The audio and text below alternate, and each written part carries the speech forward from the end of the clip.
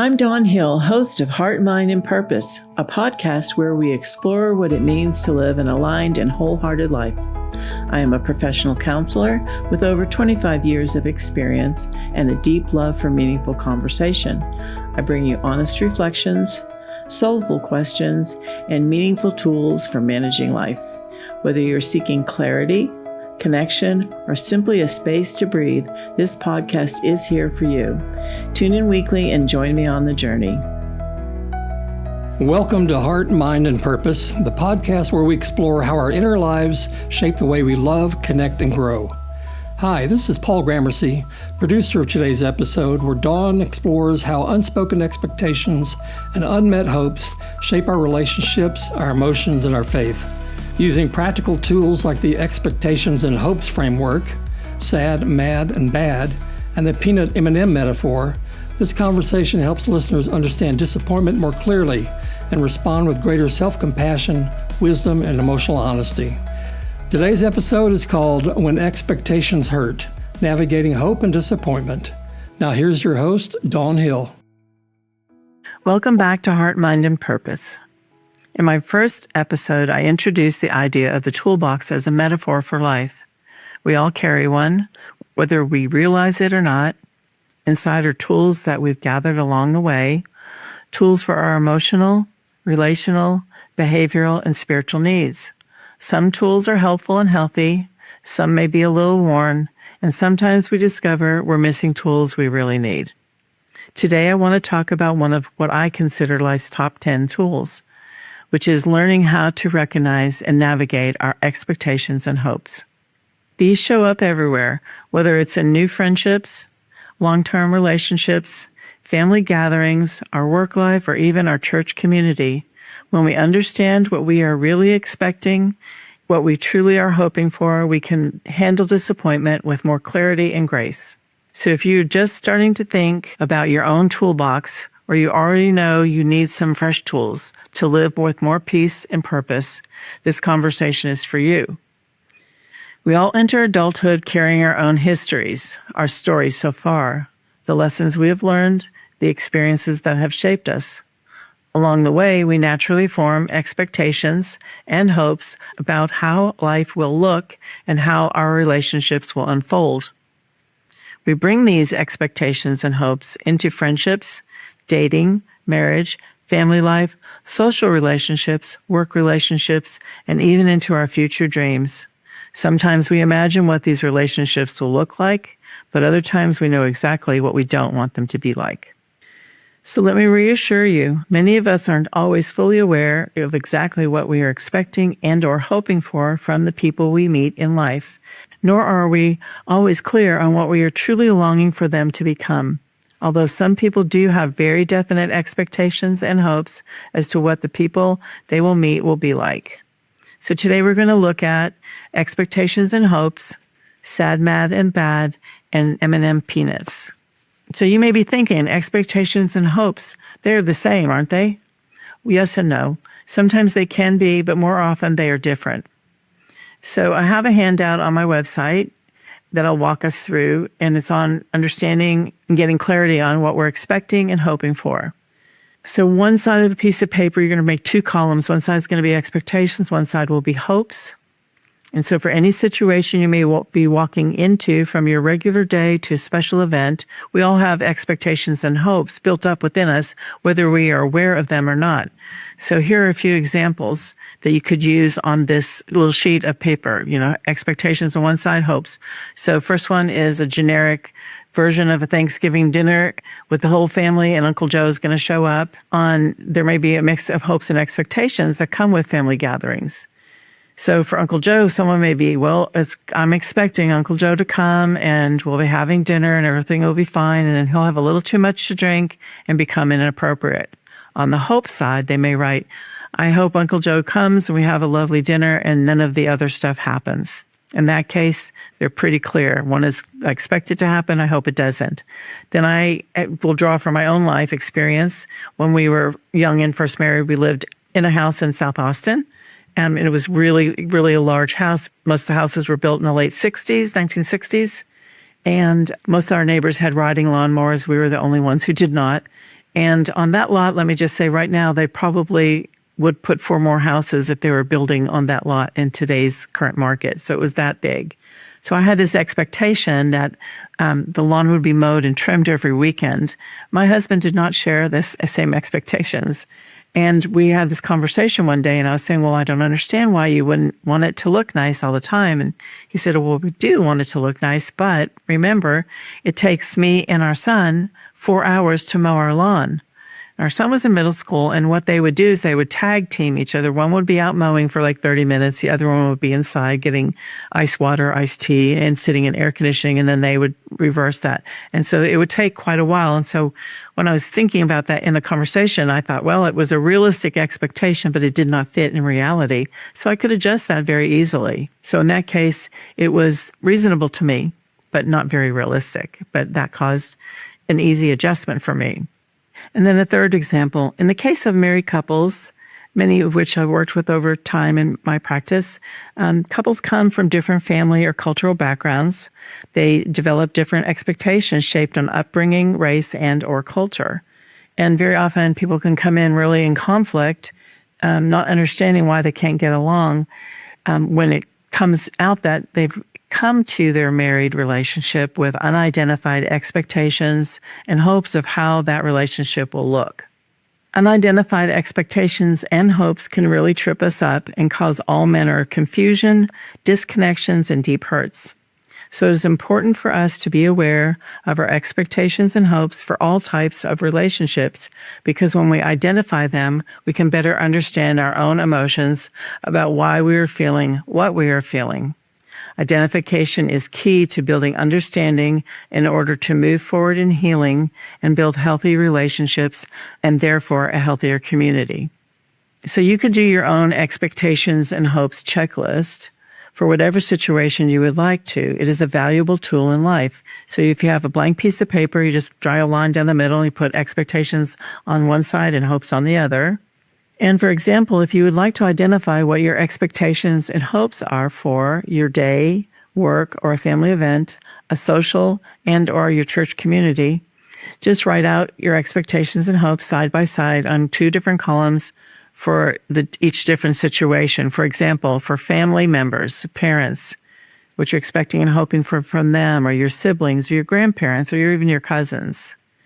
In peer relationships, for your peers at school and or your teachers, for church friends and the church, for your work relationships from supervisors to colleagues. Just simply write them down in the 2 columns, expectations and hopes. And then afterwards, as you go back and you read them, their next question is this expectation or hope reasonable? Remember my example from the lawn mowing. And then the second question is, does it fit in reality? When we have expectations or hopes that we have or haven't identified and they are not met, we usually have some sort of strong feelings about those not coming true. Most often, people will say things like, I feel some big feelings, but I don't know exactly what I'm feeling.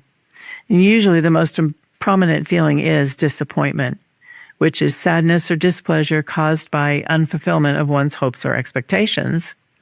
And in some developmental models for children, it is defined this way. Disappointment is the sad and sometimes angry feeling they get when something they really wanted to happen doesn't happen, or it isn't as good as they expected. And it really doesn't match their hopes. Honestly, I think this definition is for kids and adults too. We've all been taught from childhood how to adjust to disappointment. For example, like as a grade schooler, you're playing on the playground and someone takes the toy you're playing with and you go and tell the teacher, they took my toy. And the teacher, sometimes may go and get the toy back, but usually you hear, well, just go, it's okay, just go find another toy.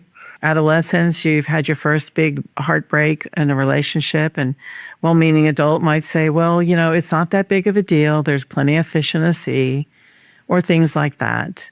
Sometimes we adjust easily, but when disappointment touches something vital, like our relationships of any type, the hurts can run deep. Healing takes more time and intention. So sometimes we have adjusted without much fuss in some of our life situations, but where we've had big expectations and hopes in an area of our life for something we truly value, a parent, siblings, friends, school, work, life in general, then healing is not always simple or easy, and it is a big deal to us. We often don't immediately understand why the expectations and hopes we had were not what we wanted, and so our feelings can get in the way. Very often, our reactions to disappointment is to think and label the experience or the person or people as the problem. We say things like, everything and everyone is toxic. There is no one who gets me. And then we say things like, I'm done with people, or I'm done with the church, or I'm done with a specific group, throwing everything and everybody out all at once. And if we come into a new relationship of any kind with past hurts from prior relationships, we are likely to have expectations and hopes that a new relationship will be different in very specific ways, and with the expectations and hopes that this new relationship will heal the past hurts and everything will be exactly what we want or need. Now let's look at 2 different ways we can understand disappointments and hopes and what we can do for ourselves about them. Many people I've worked with often express lots of concern about their feelings of anger. It is important to understand that anger is not inherently a negative emotion. In fact, there are no bad emotions. Some may categorize anger as a secondary emotion, but in reality, anger often can serve as a protective layer over deep emotional wounds, such as sadness and/or grief. When we are hurt, we feel sad, and anger acts as a defense mechanism, signaling that we have been harmed. Many children in the 20th and 21st centuries were taught to suppress their anger. They were told things like, stop it, cut it out, don't yell, don't hit, don't be mad. When a child asks a parent or a teacher or another person in authority, are you mad at me? And the response is a resounding no. This instills a harmful belief in the child that mad is bad, leading them to suppress their anger, believing that a mad feeling or expressing anger is wrong and makes them bad for having the feeling. This misconception often continues into adulthood, where the belief persists that feeling mad or anger makes one a bad person. To help people understand the origin of their emotional wounds and why these wounds from childhood can manifest in anger in adulthood, here is a simple tool. It visually represents this concept. So I'm going to explain sad, mad, bad. It's a handout on my website under dawnmariehill.com and the Heart, Mind, and Purpose tab for this episode. So our disappointment sets off a chain reaction. First, we feel sad, which is in the center ring, and then we feel mad, and that's the second ring. And if those 2 feelings are left unprocessed, that can lead us to act out in bad ways. So the outer ring would be bad. So sad, mad, bad. From the inside to the out, it's like a chain reaction. We lash out, labeling everyone as toxic, or even saying, I'm done with people, I'm done with a lot of them all, I'm done with church, I'm done with society, and plenty more statements like those. So if we understand sad, mad, bad, we just want to know that when we feel anger, that's probably the place we want to stop, so we can turn around and ask ourselves, what about what just happened was hurtful to me? What hurt me? What's the sad behind the mad? This can sometimes keep us from going into the bad zone. And even if we do find ourselves in the bad zone, that's usually where we get called out as kids and adults, like someone says, well, I don't like the way you said this, or you shouldn't have done that. So then we're aware of the bad, but we never really realized that what came before it was mad, which was covering the sad. So we really want to learn to develop within ourselves the ability to sense when we're feeling mad feelings, and then learn that that's okay to have the mad feelings. We just want to stop there and turn around and ask ourselves, what about what just happened was hurtful to me? What is the sad behind the mad? Then there's M&M peanuts. This is a metaphor around anger and wounds and what we can do about them. So I'm going to, again, explain my M&M peanut metaphor. There's a handout just like the sad, mad, and bad on my website. In this diagram, you'll see a representation of a peanut M&M. Imagine a red peanut M&M, which will serve as the metaphor for understanding emotional wounds and how we manage them. At the center of the M&M is the peanut, which represents a wound labeled W. Surrounding the peanut is a layer of chocolate symbolizing anger, labeled A. And finally, the candy coating shell represents defenses we build to contain this wound and our anger.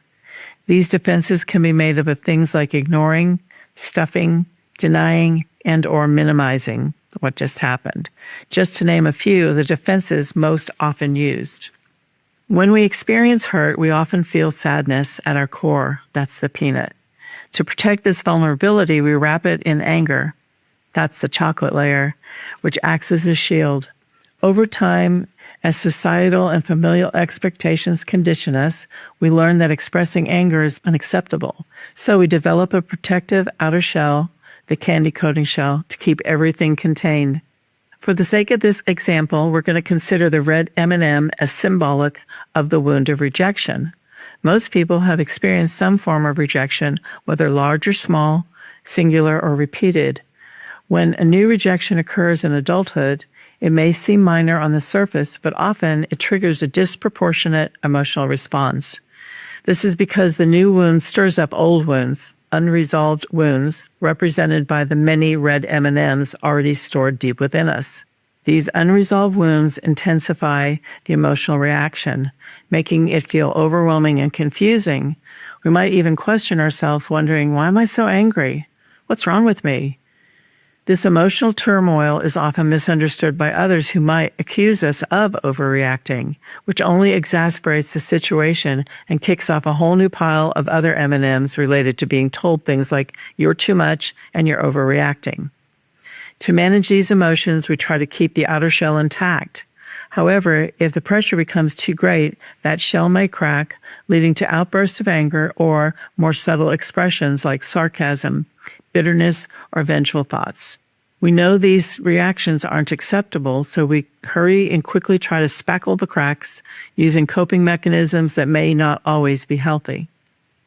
Some individuals may not care about maintaining their outer shell, allowing their anger to spill out everywhere, which can be difficult for others to handle.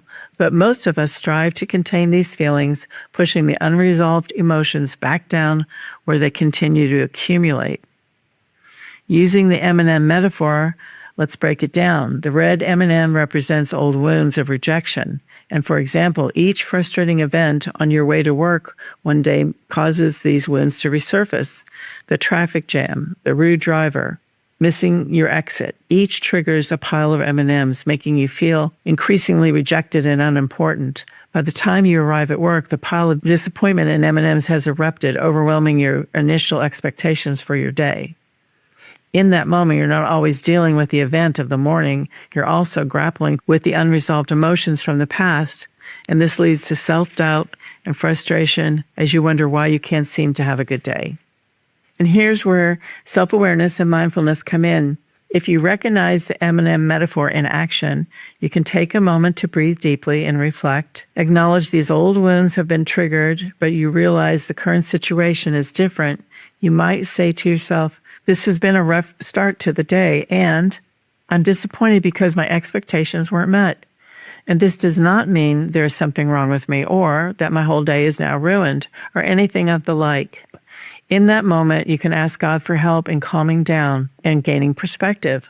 By slowing down and recognizing that the day didn't unfold as you hoped, you can better manage your emotions and avoid spiraling into anger or despair.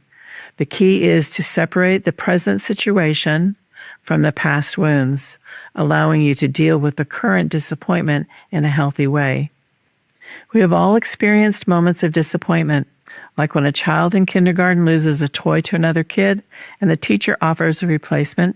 The child adjusts, accepting the new toy even though it's not the one they originally wanted. Similarly, as adults, we can learn to adjust our expectations and cope with disappointment in a healthier manner. To prevent old wounds from resurfacing and overwhelming us, it is essential to start the day with realistic expectations. For example, if you know you will face heavy traffic, acknowledge that it might be stressful and prepare yourself mentally to stay calm. If someone cuts you off, remind yourself that this is not a personal attack. The other driver isn't thinking about you at all. They're just trying to get to their destination. By maintaining this perspective, you can protect your peace of mind and avoid falling into old patterns of self-doubt and anger. Instead of letting a minor setback ruin your day, you can adjust your expectations and focus on doing your best without relying on external validation. As we wrap up, remember our expectations and hopes are not always the same thing. They can overlap, but they often are very different. When we name them honestly, we're less likely to be blindsided by disappointment and more able to respond with understanding instead of frustration. We all face letdowns, whether small, like daily inconveniences, or big, like broken trust, but awareness is the first step toward healing. Tools like the Sad, Mad, Bad framework or the Peanut M&M metaphor can help us unpack those feelings so we process them accurately and do not stay stuck in them. If you'd like to go deeper, I have created handouts for today's episode that you can find on my website at dawnmariehill.com under the Heart, Mind, and Purpose tab. Thank you for joining me today. My hope is that these tools encourage you to navigate your relationships, your faith, and your daily life with more honesty, compassion for yourself and others, and hope. Until next time, may you be kind to your heart, clear in your mind, and grounded in your purpose. Thank you for being here. As we close today's episode, remember this: disappointment isn't a failure, it's often an invitation to deeper awareness and healing. When we learn to name our expectations, tend to our sadness, and understand what our anger is protecting, we gain new tools for healthy relationships and a steadier inner life. If you found this conversation helpful, we'd love for you to share it with someone who could use some encouragement. You can also find resources, listener handouts, and more at dawnmariehill.com. And don't forget to subscribe so you don't miss the next episode as we keep exploring how the heart, the mind, and our sense of purpose all work together for a life well lived. Until next time, thanks for listening.